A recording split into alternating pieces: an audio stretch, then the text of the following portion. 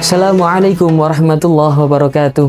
Alhamdulillah wassalatu wassalamu ala rasulillah Sayyidina Muhammadin ibni Abdillah, amma ba'da. Hadirin sahabat surga yang dimuliakan Allah subhanahu wa ta'ala, pernahkah Anda mengetahui bahwa seorang lelaki yang sudah dijamin masuk surga oleh Allah, tetapi ia menangis terseduh-seduh sambil memegang lidahnya sendiri? Dikisahkan bahwa suatu hari Khalifah Umar berkunjung ke rumah Khalifah Abu Bakar. Lalu Khalifah Umar memasuki rumah Abu Bakar dan melihat Abu Bakar sedang duduk sambil memegang lidahnya sendiri dengan kuat, seolah-olah akan mengeluarkannya dari mulutnya sendiri. Lalu Khalifah Umar bertanya kepada Abu Bakar, "Wahai Khalifah Rasulullah, apa yang telah engkau lakukan?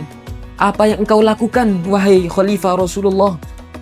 Lalu Abu Bakar menjawab dengan mata yang sembab, air mata yang berjatuhan membasahi janggutnya, "Wahai Umar, mulut inilah, lidah inilah Umar yang memiliki potensi untuk mengelemparkanku ke dalam neraka.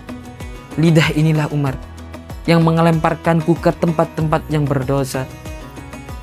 Maka hadirin, mari kita sama-sama merenungkan kisah Abu Bakar tadi. Abu Bakar ialah sosok yang pertama kali membenarkan peristiwa Isra Mi'raj. Abu Bakar adalah orang yang seluruh hartanya disedekahkan di jalan Allah. Abu Bakar adalah orang yang imannya paling tinggi di antara umat-umat Nabi Muhammad yang lainnya. Jika orang semulia beliau masih bergemetar ketika mengaudit dirinya, maka bagaimana dengan kita? Bagaimana dengan apa yang kita perbuat selama ini? Ya Allah, kita mampu menahan puasa 13 jam. Kita mampu menahan puasa sampai 1 hari. Kita mampu memenjarakan perut dari makanan. Kita mampu memenjarakan minuman dari tenggorokan. Tapi kita tidak mampu memenjarakan lisan kita yang terlepas begitu saja tanpa adanya rantai. Diri kita berpuasa, tapi lisan kita, mulut kita berpesta memakan kehormatan orang lain. Diri kita berpuasa, tapi lisan kita meminum air mata orang lain yang berasal dari hinaan dan cacian kita. Maka Ramadan hadir bukan untuk membuat perut kita kenyang ketika berbuka, tapi Ramadan hadir membuat kita lapar akan ampunan Allah subhanahu wa ta'ala melalui muhasabah.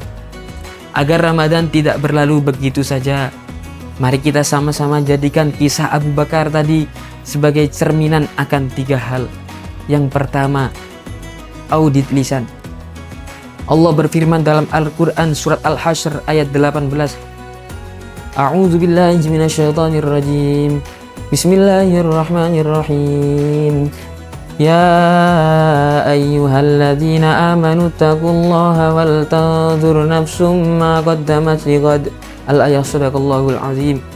Artinya, wahai orang-orang yang beriman, bertakwalah kalian semua kepada Allah, dan jangan lupa untuk memperhatikan apa yang engkau lakukan untuk hari esok. Muhasabahnya, sepanjang puasa ini, berapa banyak kata yang kita keluarkan untuk berzikir? Berapa banyak kata yang kita keluarkan untuk membaca Al-Quran? Ditimbang untuk menggibah, menggunjing bersama orang-orang di sekitar kita. Pada zaman sekarang, ada teman post foto di Instagram, kita hina. Ada orang debat politik, kita caci. Jika lidah Abu Bakar saja ia takuti, lantas bagaimana dengan lidah kita yang sering menjadi pisau bagi perasaan orang lain? Poin yang kedua, audit ibadah. Rasulullah SAW bersabda, betapa banyak orang-orang yang berpuasa tapi ia tidak mendapatkan apa-apa kecuali lapar dan dahaga. Muhasabahnya, jangan-jangan sholat kita yang sering kita lakukan hanyalah gerakan rutinitas sehari-hari. Jangan-jangan puasa yang sering kita lakukan adalah perpindahan jam makan. Abu Bakar pernah berkata, "Sholatlah kalian seolah-olah itu menjadi sholat terakhirmu." Lalu yang menjadi pertanyaan, apakah kita sudah memberikan sujud terbaik kita di bulan Ramadan ini? Poin yang ketiga, yakni audit kejujuran. Puasa adalah ibadah rahasia. Yang mengetahui adalah kita dan Allah saja. Maka di depan orang banyak kita terpandang soleh. Namun ketika kita sendirian, kita masih sering bermaksiat di depan ponsel. Maka kita sejatinya kehilangan esensi takwa. Orang yang cerdas, kata sabda Nabi, ialah orang yang mampu menundukkan nafsunya demi kehidupan setelah kematian. Hadirin sahabat surga yang dimuliakan Allah Subhanahu wa taala. Maka mari kita sama-sama jadikan bulan Ramadan ini sebagai bulan muhasabah diri.